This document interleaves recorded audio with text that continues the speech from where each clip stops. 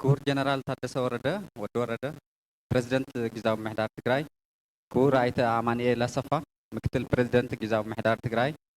ክቡር ዶክተር ደብረጽዮን ገብረ ሚካኤል አቦ ወበር ህወሓት፣ ክቡር አቦና ብፁዕ አቡነ መርቆሬዎስ አባል ቅዱስ ሲኖዶስ ትግራይን ሊቀ ጳጳስ ዞባ ማእከል ትግራይን፣ ክቡር አቦና ብፁዕ አቡነ መርሃ ክርስቶስ ስራሕ መካየዲ ቅዱስ ሲኖዶስ ትግራይን ሊቀ ጳጳስ ሀገረ ስብከት ዞባ ምብራቅን፣ ብፁዕ አቦና አቡነ አረጋዊ ዋና ጸሐፊ ቅዱስ ሲኖዶስ ትግራይን ሊቀ ጳጳስ ሀገረ ስብከት ሀገረ ከናዳን፣ ብፁዕ አቦና አቡነ ዮሐንስ ሳልሳዊ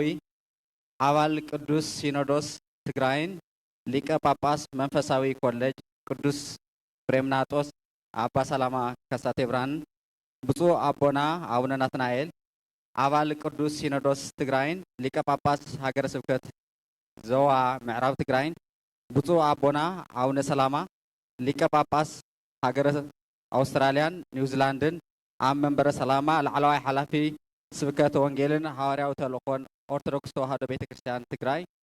ብፁዕ አቦና አቡነ እምባቆው አባል ቅዱስ ሲኖዶስ ትግራይን ሊቀ ጳጳስ ሀገረ ስብከት ዞባ ደቡብ ምብራቅ ትግራይን፣ ክቡር ንቡሪድ ጎደፋ መርሃ ዋና ስራሕ መካየዲ ሀገረ ስብከት ዞባ ማእከል ዋና አማሓዳሪ ርእሰ አድባራት ወገዳማት አክሱም ጽዮን አባል ቦርድ መንፈሳዊ ኮሌጅ ቅዱስ ፍሬምናጦስ አባ ሰላማ ከሳቴ ብርሃን፣ ሊቃውንቲ ቤተ ክርስቲያን በብማዕረካትኩም፣ ክቡር አይተ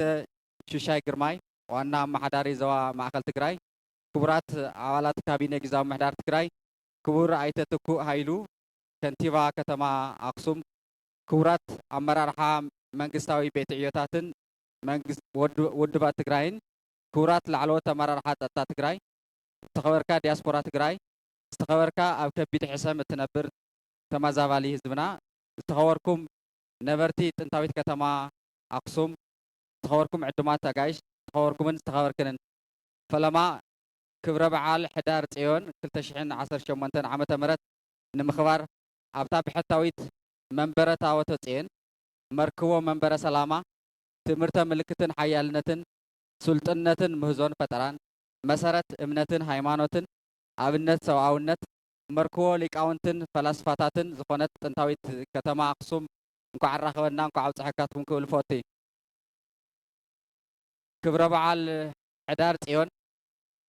ዓመት ዓመት ብሃንቀውታ እንጽበዮ ብዙሓት ካብ ርሑቕ ካብ ቀረባ ብዘይ ናይ ብሄር ኣፈላላይ ዝተኣኻኸውሉ ፍልፍል ሓድነት ተጋሩ ዝኾነ ህያው ምስክር እምነትን መንነትን ሰብኣውነትን ሃይማኖትን መግለጺ ሰላማዊ ዝምድናታት ህዝብታት ዓንዲ ሃይማኖት ዓንዲ ዲፕሎማሲ ዝኾነ ክቡር በዓልና እዩ። ዝኸበርኩምን ዝኸበርክንን ብዝተፈላለዩ ዝማሬ ማህሌታይ ያሬድ ደሚቑ ዑደት መስሕባት ምርኢት ኤግዚቢሽን ስፖርታዊ ምንቅስቃስ ዓውደ ዘተ ኢንቨስትመንትን ምዕቃብ ክብርታትን ሓዊሱ ብርክት ብዝበሉ ክንውናት ተዓጂቡ ዝኽበር ዘሎ ክብረ በዓልና ክብረ በዓል ሕዳር ጽዮን 2018 ኣብ ምሕዋይ ብኩናት ዝተሃተየ ቁጠባ አክሱም ትግራይ ምፍጣር ስራሕ ዕድል ንመናእሰይ ምጥንኻር ዝምድናታት ህዝብን ካልኦት ጎረባብቲ ነዚ በዓል ዝመፁ ኣጋይሽን ምሕዋይ ሓድነት ተጋሩ ምህናፅ ዳግም ዝተባላሸየ ምስሊ ትግራይ ዘለዎ ግደ ብጣዕሚ ዝለዓለ እዩ። ካብ ወፃኢ ሃገራት መላእ ትግራይን ዝተፈላለዩ ክፋላት ኢትዮጵያን ዝመጻኹም ኣጋይሽ እቲ ክቡር ህዝቢ እንኳዕ ብድሓን መጻኹም ኣጋይሽ ጽዮን ኢሉ በርባዕተ ማእዝን እግሪ ሓፂቡ ቂም ረሲዑ ዝቕበል ህዝቢ ውሽጢ ኮይንኩም እዚ በዓል ከተውዕሩ ብምምጻእኹምን ናብ መሰረትኩም ንልዕሊ 3000 ዓመት ብዙሕ ክብርታት ዝተዋህለለሉ ከባቢ ምምጻእኹም ዝሕብን ኮይኑ ከም ተጋሩ ንሰላም ዘለና ፍጹም ቅዋም ንሰባት ደቂ ሰባትን ዘለና ክብሪ ንሃይማኖትና እውን ዘለና ልዑል ቦታ እትርእይሉ ዓብዪ ክቡር ቦታን ክቡር ሃይማኖታዊ በዓልን እዩ። ድሕሪ ኩናት ጽንተት ዝኽበር ዘሎ በዓል ሕዳር ጽዮን ክልተ ገጻት ትግራይ ዘርኢ እዩ። በቲ ሓደ ገጽ እዚ ክብረ በዓል ሓለሻ መዋፅኦ ዝወደቐት ትግራይ መሳርሒ ሓፈሻዊ ሕወየት ምንቅቃሕ ዘቤታዊ ቱሪዝም ትግራይ ምትብባዕ ዓርሰ ምርኮሳ ምጥንኻር ሓድነታት ህዝብን መራሕትን ምጥንኻር ማሕበራዊ ርክባት ዓለም ለኻዊ ዝምድናትን ኮይኑ እናገልገለ እዩ በቲ ካሊእ ገጽ ከዓ ቅድሚ 5 ዓመት ሕዳር 19 2013 ዓመተ ምህረት ኣብ ድሮ በዓል ጽዮን ያሬዳዊ ዜማ ንምስማዕ ባርኾት ተቐቢልካ ንምኻድ ዝተኣከበ ካብ መረበት እውን ወፂኡ ዝተጨፍጨፈ ንጹህ ወገን ዝዝከረሉ ስድራ ግዳያት እውን ኣጀኹም በይንኩም ኣይኮንኩምን ዝበሃልሉ ኣጋጣሚ እዩ ብተወሳኺ እውን ውዕሊ ፕሪቶርያ ብኣግባቡ ብዘይምፍጻሙ ዝተቆረሰ ግዝኣት ዝተበተነ ህዝቢ ሕክምና ዘይረኸበ ምእንተ ትግራይ ኩሎም ዓይነት መስዋዕቲ ዝኸፈለ ጀግና ህላወኣ ህዝቢ እውን ኣብ ሓደጋ ዝወደቐ ትግራይ ኣብ ዘላትሉ እዋን ምዃኑ እዩ ሕሉፍ በሰላ ንምሕዋይ መጻኢ ስግኣት ንምትራፍ ውሽጣዊ ዓቕምታት ንምእካብ ሰላማዊ ዝምድናታት ንምሕያል ክብርታት ሕዳር ጽዮን ዓቂብካ ናብ ተግባር ምሽራፍ ናይ ዘለና ዕዳ እዩ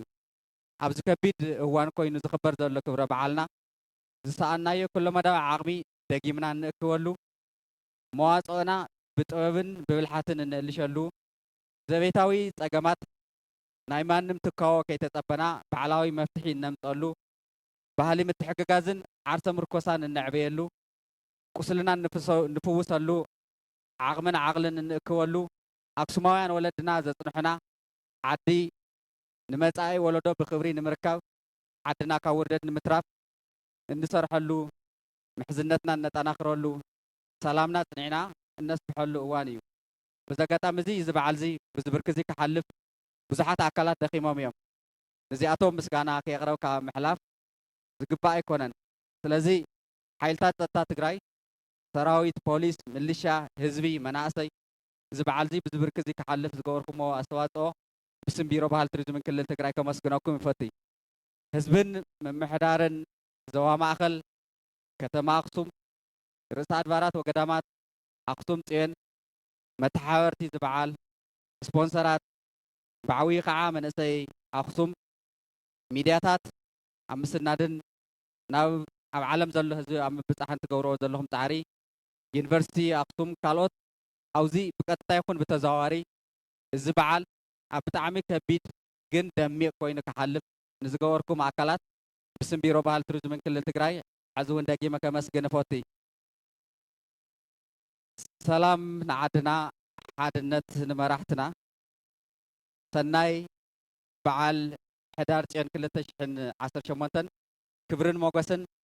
ምእንተ ህላወ ትግራይ ኩሎም ዓይነት መስዋዕቲ ዝኸፈሉ ናይ ሎምን ናይ ትማልን ሰማዕታትና እሺ ዶክተር ኣጽብሃ ገብረ